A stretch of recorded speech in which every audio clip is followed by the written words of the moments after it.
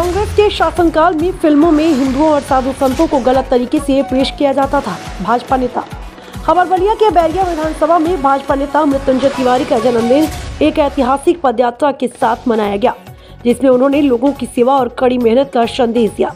उन्होंने 2027 के चुनाव में भाजपा के टिकट पर चुनाव लड़ने की इच्छा जताई और कहा कि वे इस सीट को सपा से छीनकर भाजपा के खाते में डालेंगे। मृत्युंजय तिवारी ने कांग्रेस पर निशाना साधते हुए कहा कि कांग्रेस के शासनकाल में फिल्मों में हिंदुओं और साधु संतों को गलत तरीके से पेश किया जाता था, जबकि मुसलमानों को अच्छा दिखाया जाता था। उन्होंने कहा मोदी सरकार बनने के बाद से चीजें बदल गई और अब सब कुछ कंट्रोल में है। मनोज तिवारी, बलिया प्रवासी प्रकाश।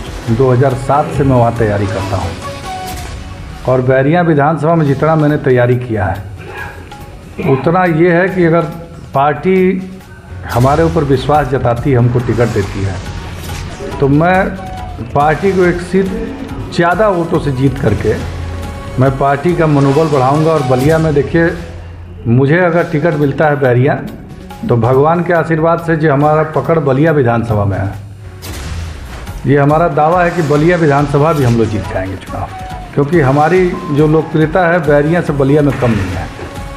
हम बैरिया तैयारी करते हैं, लेकिन बलिया में हमारी बिरादरी के लोग हमसे बहुत प्रभावित रहते हैं। हमारे अन्य बिरादरी के भी लोग जो हमारे पिछले 30 साल के राजनीति में जो हमारे साथ रहे हैं, तो जिसका एक असर होता है, जैसे पुरुआ पछुआ बहेला तो तरमिनी बहेला, तो उस तरीके से बलिया विधानसभा में उसका बहुत असर होगा।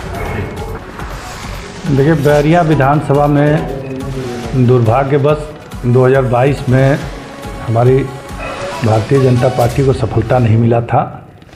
तो अभी से अगर हम लोग तैयारी नहीं करेंगे इस बार, हालांकि बैरिया विधानसभा भाजपा के लिए हमेशा अच्छी सीट रही है। हमारे पूर्व के नेता भरत सिंह जी वहाँ कई बार विधायक रहे,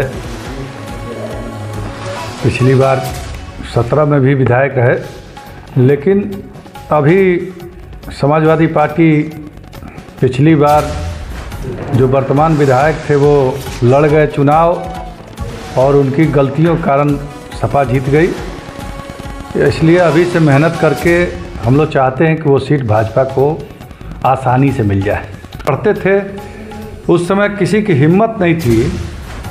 हिंदुस्तान में जब सिनेमा बनता था, कांग्रेस सरकार थी, तो हिंदुस्तान में अगर खूब बढ़िया और जुझारू दोस्त और ईमानदार दोस्त दिखाना होता तो अली मियाँ, बादशाह खान को दिखाया जाता था, और जितना बेईमान दिखाया जाता था, चुड़की वाला साधु को ठग दिया जाता था और ठग बनाया जाता था। तो ये चीज़ हमारे यहाँ लगातार परोसी जा रही थी। आज धीरे धीरे मोदी जी के आने के बाद सारी स्थिति कंट्रोल में करके, और जो भी आप देखिए, हर जनपद में एक बड़ा गुंडा एक जाति विशेष का होता था।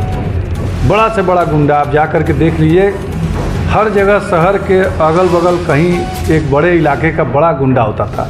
लेकिन अब मोदी जी के आने के बाद माननीय महाराज जी ने तो उत्तर प्रदेश में बहुत ही लगभग कंट्रोल कर लिया है, लेकिन प्रधानमंत्री जी के आने के बाद से माहौल बदल गया है।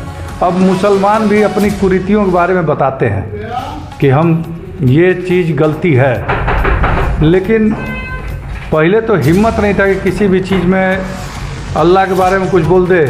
हम लोग हिंदू धर्म के बारे में कई ऐसे पिक्चर हैं जिसमें साफ तौर पे दूध चढ़ाने के ऊपर तरह तरह के सवाल उठाए गए, भगवान के ऊपर प्रसाद चढ़ाने के ऊपर तरह तरह के सवाल उठाए गए। कभी किसी की हिम्मत हुई कि उसी पत्थर की परिक्रमा जाकर लोग मक्का मदीना में करते हैं? किसी की हिम्मत थी कहने की?